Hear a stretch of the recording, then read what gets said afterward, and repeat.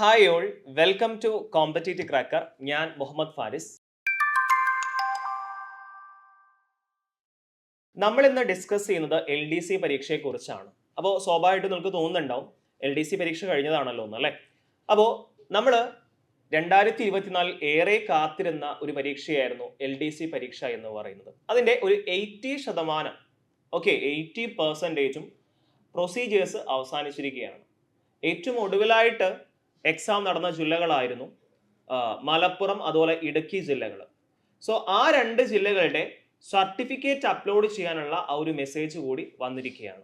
അതോടുകൂടി എല്ലാ ജില്ലകളുടെയും certificate upload message വന്നിട്ടുണ്ട്. ഇനി ഈ വീഡിയോയിൽ പ്രധാനമായിട്ടും രണ്ട് കൂട്ടരെ കുറിച്ചാണ് ഞാൻ പറയുന്നത്. ഒന്ന്, വളരെ ചുരുക്കം ആളുകൾ, അല്ലേ? ഇതൊരു ഒറ്റഘട്ട പരീക്ഷ ആയതുകൊണ്ട് തന്നെ ഒരുപാട് പേര് എക്സാം എഴുതിയിട്ടുണ്ട്. മെയിൻസ് എക്സാം ഒറ്റഘട്ടം മാത്രമേ ആയിരുന്നു. സോ അതുകൊണ്ട് തന്നെ കുറച്ച് പേർക്ക് എന്താണ്, അതിൽ കുറച്ച് പെർസെൻറ്റേജ് ആളുകൾക്ക് മെസ്സേജ് വന്നു കാണും. എന്നാൽ കുറച്ച് ശതമാനം ആളുകൾക്ക് എന്താണ് മെസ്സേജ് വന്നിട്ട്, കുറച്ച് ശതമാനമല്ല, വളരെ മെജോറിറ്റി പെർസെൻറ്റേജ് ആളുകൾക്കും മെസ്സേജ് വന്നിട്ടുണ്ടാവില്ല. സോ ഈ രണ്ട് കൂട്ടരെ കുറിച്ചും ഞാൻ ഈ ഒരു വീഡിയോയിൽ പറയുന്നുണ്ട്. അപ്പോൾ ആദ്യം നമ്മൾ മെസ്സേജ് വന്നവരെ കുറിച്ചാണ് പറയുന്നത്. അപ്പോൾ അതിൽ തന്നെ ആദ്യമായിട്ട് PSC പരീക്ഷ എഴുതുന്ന ആൾക്കാരുണ്ടാവും, അല്ലേ? അപ്പോൾ അവരോട് എനിക്ക് പറയാനുള്ളൊരു യാഥാർത്ഥ്യമുണ്ട്. നിങ്ങൾക്ക് ആക്ച്വലി നമ്മുടെ റിക്രൂട്ട്മെന്റിന്റെ ഭാഗമായിട്ട് ഈ LDC എന്ന് പറയുന്ന ആ ഒരു പോസ്റ്റിലേക്കുള്ള നിയമനത്തിന്റെ ഭാഗമായിട്ട് ആദ്യ സ്റ്റെപ്പ് മാത്രമേ നിങ്ങൾ കടന്നിട്ടുള്ളൂ. സർട്ടിഫിക്കറ്റ് മെസ്സേജ് വന്നു എന്ന് കരുതി ഒരിക്കലും നിങ്ങൾക്ക് ജോലി ലഭിക്കുകയില്ല.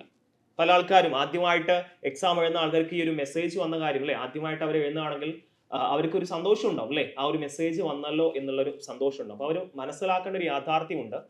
ഈ ഷോർട്ട് ലിസ്റ്റ്, ഈ ഒരു സർട്ടിഫിക്കറ്റ് മെസ്സേജ് എന്ന് പറഞ്ഞു കഴിഞ്ഞാൽ ആക്ച്വലി ഒരു പ്രൊസീജിയറിന്റെ ഭാഗമായിട്ടുള്ള ഒരു സ്റ്റെപ്പ് മാത്രമാണ്. ഇതിന് ശേഷം നിങ്ങൾ വെരിഫിക്കേഷൻ, നിങ്ങൾ സർട്ടിഫിക്കറ്റ് അപ്ലോഡ് ചെയ്ത ശേഷം വെരിഫിക്കേഷൻ എന്ന് പറയുന്ന ഒരു പ്രൊസീജിയർ ഉണ്ട്. അതോടുകൂടി നിങ്ങൾക്ക് OTV ലഭിക്കുകയാണ്. OTV എന്ന് പറഞ്ഞത് നിങ്ങൾക്ക് പല ഈ ഒരു ഭാവിയിലെ പല എക്സാംസിനും യൂസ്ഫുൾ ആയിട്ട് വരും, നിങ്ങൾ ലിസ്റ്റിൽ വരുവാണെങ്കിൽ. ദെൻ എന്താണ് PSC എന്താണ് ഒരു റാങ്ക് ലിസ്റ്റ് പബ്ലിഷ് ചെയ്യും. എത്ര നിയമനങ്ങളാണോ ഉള്ളത്, എത്ര വാക്കൻസികളാണോ ഉള്ളത്, അതിന്റെ ആ ഒരു ഭാഗത്താണ്, ആ ഒരു തലത്തിലാണ് നിങ്ങളുടെ റാങ്ക് എങ്കിൽ നിങ്ങൾക്ക് ജോലി കിട്ടും. സോ അതുകൊണ്ട് നിങ്ങൾ മനസ്സിലാക്കേണ്ട കാര്യം, ഈ ഒരു മെസ്സേജ് എന്ന് പറഞ്ഞു കഴിഞ്ഞാൽ, സർട്ടിഫിക്കറ്റ് അപ്ലോഡ് ചെയ്യാനുള്ള മെസ്സേജ് എന്ന് പറഞ്ഞു കഴിഞ്ഞാൽ ഈ റിക്രൂട്ട്മെന്റ് ഭാഗമായിട്ടുള്ള ഒരു സ്റ്റെപ്പ് മാത്രമാണ്. അതുകൊണ്ട് നിങ്ങൾക്ക് ജോലി കിട്ടാം, കിട്ടാതിരിക്കാം. ആ യാഥാർത്ഥ്യം നിങ്ങൾ മനസ്സിലാക്കുക. സോ അതുകൊണ്ട് തന്നെ നിങ്ങൾ എന്ത് ചെയ്യുക, നിങ്ങളുടെ പഠനം കണ്ടിന്യൂ ചെയ്യണം. റാങ്ക് ലിസ്റ്റ് വന്ന് അത്യാവശ്യം നിങ്ങൾക്ക് കിട്ടുമെന്ന് ഉറപ്പുള്ള, അതും കിട്ടിയാലേ നിങ്ങൾ കിട്ടുമെന്ന് ഉറപ്പുള്ള എന്നൊക്കെ ഞാൻ പറയുന്നത്, നിങ്ങൾ മുന്നത്തെ അഡ്വൈസ് ലിസ്റ്റ് ഒക്കെ നോക്കിയിട്ട് എത്രത്തോളം പോയിട്ടുണ്ട് അതൊക്കെ നിങ്ങൾ ചെക്ക് ചെയ്യണം. സോ അതുകൊണ്ട് തന്നെ നിങ്ങൾ അതൊക്കെ നോക്കിയിട്ട് ആ ഒരു അഡ്വൈസ് കിട്ടുമെന്ന് ഉറപ്പായ ശേഷം മാത്രം നിങ്ങൾ എന്ത് ചെയ്യുക, നിങ്ങളുടെ ആ ഒരു പഠനം നിർത്തണം എന്ന് പറയുന്നില്ല. അതിൽ ഹയർ ആയിട്ടുള്ള, അപ്പോൾ ഇതൊരു 10th ലെവൽ ക്വാളിഫിക്കേഷൻ എക്സാം ആണ്, നിങ്ങൾക്കൊരു ഡിഗ്രി ലെവൽ ക്വാളിഫിക്കേഷൻ ഉണ്ടെങ്കിൽ എന്ത് ചെയ്യുക, തീർച്ചയായിട്ടും അത്തരം എക്സാമുകൾ കൂടി നിങ്ങൾ പ്രിപ്പയർ ചെയ്യാൻ ശ്രമിക്കുക. ഓക്കെ ആണല്ലോ? പിന്നെ പറയാനുള്ളത്, ഈ ഒരു എക്സാമിനെ കുറിച്ച് ഞാൻ കട്ട് ഓഫ് ഒഫീഷ്യലി PSCയുടെ ഭാഗത്ത് വന്നിട്ടില്ല എങ്കിലും ഈ ഒരു സർട്ടിഫിക്കറ്റ് അപ്ലോഡ് ചെയ്യാനുള്ള മെസ്സേജ് വന്നതിന് ശേഷം പല ജില്ലകളിലും എന്താണ് ഇത്തരം ടെലിഗ്രാം ഗ്രൂപ്പുകളും മറ്റുള്ള ഗ്രൂപ്പുകളൊക്കെ ആക്റ്റീവ് ആയിട്ടുണ്ടാവും. സോ ഈ ഒരു എക്സാമിനെ കുറിച്ച് പറയുകയാണെങ്കിൽ, ഇപ്പോൾ കട്ട് ഓഫ് ഒന്നും ഒഫീഷ്യലി PSCയുടെ ഭാഗത്ത് വന്നിട്ടില്ല. അത് ഷോർട്ട് ലിസ്റ്റ് വരുമ്പോൾ സ്വാഭാവികമായിട്ടും വരും. പക്ഷേ കഴിഞ്ഞ LDC പരീക്ഷയേക്കാൾ ഒരു 5 മുതൽ അല്ലെങ്കിൽ 10 മാർക്ക് വരെയുള്ള ഒരു ഇൻക്രിമെന്റ് ഈ ഒരു കട്ട് ഓഫിൽ വന്നു കാണും. കാരണം എന്ന് വെച്ച് കഴിഞ്ഞാൽ, കഴിഞ്ഞ വർഷം എന്ന് പറഞ്ഞു കഴിഞ്ഞാൽ പുതുതായിട്ട് syllabus, Kerala governance, important act ഒക്കെ വന്നിരുന്നു. അതിനെക്കുറിച്ച് അത്ര എല്ലാവർക്കും ഒരേ നോളജ് എല്ലാം ഉണ്ടായിരുന്നത്. പക്ഷേ അതിനുശേഷം ഒരുപാട് എക്സാമുകൾ നടന്നു. ഈ ഒരു ടോപ്പിക്കിനെ കുറിച്ച് എല്ലാവർക്കും ഐഡിയ കിട്ടി. ഓക്കെ, അപ്പൊ അതുകൊണ്ട് തന്നെ അത് കട്ട് ഓഫിനെയും ബാധിച്ചു. എല്ലാവർക്കും ആ ഒരു ടോപ്പിക്കിനെ കുറിച്ച് ഒരു ഐഡിയ കിട്ടിയത് കൊണ്ട് തന്നെ അത്യാവശ്യം ഒരു 60+ എന്തായാലും ഈ ഒരു കട്ട് ഓഫ് വരും. ഞാനൊരു കട്ട് ഓഫ് പ്രഡിക്ഷൻ അല്ല, പല ജില്ലകളുടെയും ഈ ഒരു ടെലിഗ്രാം ഗ്രൂപ്പുകളും അതുപോലെ തന്നെ മറ്റുള്ള ഗ്രൂപ്പുകളും ആക്റ്റീവ് ആയത് പ്രകാരം പല റാങ്ക് ലിസ്റ്റുകളും അവർ ഇറക്കിയിട്ടുണ്ടാവും. സോ അതൊക്കെ വെച്ച് പറയുകയാണ്. ഓക്കെ, സോ അതാണ് ഒഫീഷ്യൽ, അതാണ് ശരി എന്നല്ല ഞാൻ പറയുന്നത്. ജസ്റ്റ് ഒരു കാര്യം മാത്രം പറഞ്ഞതാണ്. അത് കട്ട് ഓഫിന്റെ കാര്യമാണ്. കട്ട് ഓഫിന്റെ കാര്യം നമ്മൾ പറയുന്നില്ല. ഓക്കെ, സോ അതാണ് കട്ട് ഓഫിന്റെ കാര്യം പറയാനുള്ളത്. നിങ്ങൾ മനസ്സിലാക്കുക, നിങ്ങൾക്ക് സർട്ടിഫിക്കറ്റ് അപ്ലോഡ് ചെയ്യാനുള്ള മെസ്സേജ് വന്നാൽ പോലും അത് നിങ്ങൾക്ക് ജോലി കിട്ടി എന്ന് ഉറപ്പാക്കുന്ന മെസ്സേജ് അല്ല.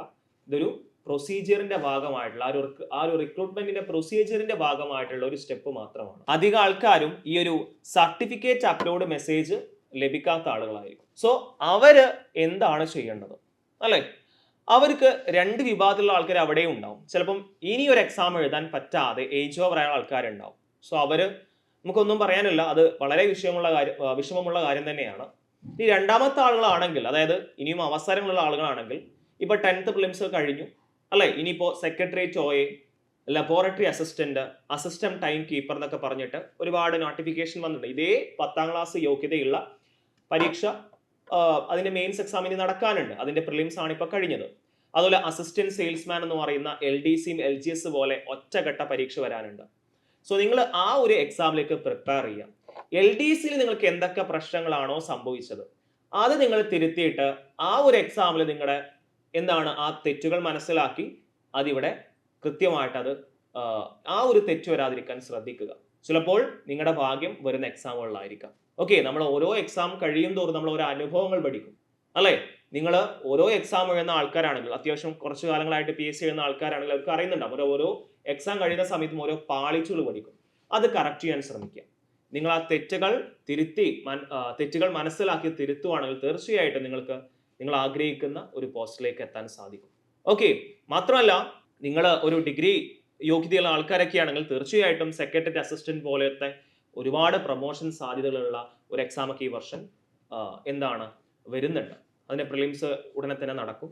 അപ്പോൾ നിങ്ങൾ എന്ത് ചെയ്യുക, നിങ്ങൾ ആ ഒരു മടുപ്പ്, ഇപ്പോൾ LDC കിട്ടിയില്ല എന്ന് വിചാരിച്ച് ആ ഒരു മടുപ്പ് ഒഴിവാക്കിയിട്ട് നിങ്ങളുടെ ക്വാളിഫിക്കേഷൻ അതിനേക്കാൾ കൂടുതൽ ഉണ്ടെങ്കിൽ CPO, CEO, അതുപോലെ തന്നെ സെക്രട്ടറി അസിസ്റ്റന്റ് തുടങ്ങിയ എക്സാംസിനൊക്കെ നിങ്ങൾ പ്രിപ്പയർ ചെയ്യുക. ഓക്കെ, ചിലപ്പോൾ നിങ്ങൾ നിങ്ങളുടെ ആ ഒരു പഠനം ആ ലെവലിലേക്ക് ആണെങ്കിൽ തീർച്ചയായിട്ടും നിങ്ങൾക്ക് ആ ഒരു ജോലി നേടാൻ സാധിക്കും. സോ അവരോട് അതാണ് പറയാനുള്ളത്. ആ ഒരു മടുപ്പെല്ലാം ഒഴിവാക്കി അടുത്ത എക്സാമിലേക്ക് നല്ല രീതിയിൽ പ്രിപ്പയർ ചെയ്യുക. ഇനി മറ്റുള്ള ആദ്യം പറഞ്ഞ സർട്ടിഫിക്കറ്റ് അപ്ലോഡ് ചെയ്യാൻ മെസ്സേജ് വന്ന ആളോടും പറയാനുള്ളത് അത് തന്നെയാണ്. നിങ്ങൾ ആക്ച്വലി റാങ്ക് ലിസ്റ്റ് വന്നാലേ നമുക്കൊരു ഐഡിയ കിട്ടുള്ളൂ ഏകദേശം നമ്മുടെ ആ ഒരു ജോബ് കിട്ടോ ഇല്ലേ എന്നുള്ളത്. അതുകൊണ്ട് നമുക്ക് ഒന്നും ഉറപ്പ് പറയാൻ സാധിക്കത്തില്ല. സോ അതുകൊണ്ട് നിങ്ങളും പഠിക്കണം. ഓക്കെ, അതുപോലെ തന്നെ നിങ്ങളുടെ ആ ഒരു ഏറ്റവും ലാസ്റ്റ് ആയിട്ട് മെസ്സേജ് വന്ന ജില്ലക്കാർ അവര് നല്ല രീതിയിൽ എന്ത് ചെയ്യുക, നിങ്ങളുടെ ആ ഒരു സർട്ടിഫിക്കറ്റ് അപ്ലോഡ് ചെയ്യുക. അത്യാവശ്യം വേണ്ട ഡോക്യുമെന്റ്സ് വേണ്ടപ്പെട്ട ഓഫീസിൽ വാങ്ങി എത്രയും പെട്ടെന്ന് മിസ്റ്റേക്സ് ഇല്ലാതെ നിങ്ങളത് ക്ലിയർ ചെയ്യുക. ഇല്ലെങ്കിൽ നിങ്ങൾക്ക് അത് വെരിഫിക്കേഷന്റെ സമയത്ത് അത് ബുദ്ധിമുട്ടായിട്ട് മാറും. ക്ലിയർ ആണല്ലോ. സോ ഈ രണ്ട് കൂട്ടരെ കുറിച്ചും എക്സാമിന്റെ കട്ട് ഓഫിനെ കുറിച്ച് ഞാൻ ജസ്റ്റ് ഇത് പറഞ്ഞെന്ന് മാത്രമേ ഉള്ളൂ, ഒരു അസംഷൻ പറഞ്ഞെന്ന് മാത്രമേ ഉള്ളൂ. ഇത് ആക്ച്വലി ഫൈനൽ പിക്ചർ അല്ല. ഞാൻ വൺസ് അഗൈൻ റിപ്പീറ്റ് ചെയ്യാണ്. എന്തായാലും കഴിഞ്ഞ വർഷത്തേക്കാൾ കട്ട് ഓഫ് ഐ തിങ്ക് കഴിഞ്ഞ വർഷം 55 അടുത്തായിരുന്നു ഏറ്റവും ഉയർന്ന കട്ട് ഓഫ്. ഓക്കെ, പക്ഷെ ഇത്തവണ എന്തായാലും അതിനേക്കാൾ കൂടുതൽ ഒരു 5 to 10 മാർക്ക് വരെ ഈ കട്ട് ഓഫ് കൂടാൻ സാധ്യതയുണ്ട്. അതിന്റെ കാരണവും ഞാൻ പറഞ്ഞിട്ടുണ്ട്. സോ അതിനെക്കുറിച്ച് നമ്മൾ ഇനി ചിന്തിച്ച കാര്യമില്ല. അത് കഴിഞ്ഞു, അത് എൻഡ് ആണ് അല്ലേ. 14 ജില്ലകളുടെയും LDC എന്ന് പറയുന്ന പരീക്ഷ കഴിഞ്ഞു, അതോടെ എൻഡ് ആണ്. ഇനി മറ്റൊരു അവസരം നമ്മുടെ മുന്നിലേക്ക് വരുന്നുണ്ട്. വിവിധ തല പരീക്ഷകൾ. അതിൽ 10th ലെവൽ ഉണ്ട്, +2 ലെവൽ ഉണ്ട്, ഡിഗ്രി ലെവൽ ഉണ്ട്. ആ എക്സാമുകളിലേക്ക് കൃത്യമായിട്ട് സ്ട്രാറ്റജിയോടെ തെറ്റുകൾ മനസ്സിലാക്കി അത് തിരുത്തി പഠിക്കുക. തീർച്ചയായിട്ടും ഈ ഒരു LDC കിട്ടിയില്ലെങ്കിൽ നിങ്ങൾക്ക് അടുത്തൊരു പരീക്ഷ ഇതേ യോഗ്യതയുള്ള അല്ലെങ്കിൽ ഇതിനേക്കാൾ യോഗ്യതയുള്ള പരീക്ഷ നമുക്ക് ക്വാളിഫൈ ചെയ്യാൻ സാധിക്കും. ഓക്കെ, സോ നമ്മുടെ കോമ്പറ്റീറ്റീവ് ക്രാക്കർ ഈ 10th തൊട്ടിട്ട് ഡിഗ്രി ലെവലിലുള്ള പോസ്റ്റുകളിലേക്ക് അതിൻ്റെ വിവിധ എക്സാമുകളിലേക്ക് നമ്മൾ കോഴ്സുകൾ ആരംഭിച്ചിട്ടുണ്ട്.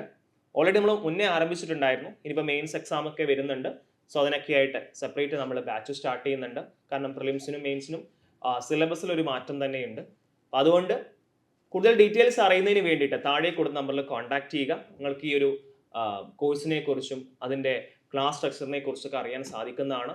താഴെ കൊടുത്ത ഗൂഗിൾ ഫോമിൽ നിങ്ങൾ ക്ലിക്ക് ചെയ്യുകയാണെങ്കിൽ, അതിൽ രജിസ്റ്റർ ചെയ്യുകയാണെങ്കിൽ നിങ്ങൾക്ക് കൂടുതൽ ഡീറ്റെയിൽസ് അറിയാൻ സാധിക്കുന്നതാണ്. ഓക്കെ, സോ എല്ലാവർക്കും വൺസ് അഗൈൻ ഒരു റിമൈൻഡർ തരികയാണ്. ഈ LDCയെ കുറിച്ചാണ് പറഞ്ഞത്. അവിടെ രണ്ട് കൂട്ടരും, മെസ്സേജ് വന്ന ആൾക്കാരും വരാത്തവരും ഒരുപോലെയാണ് ഇപ്പോൾ.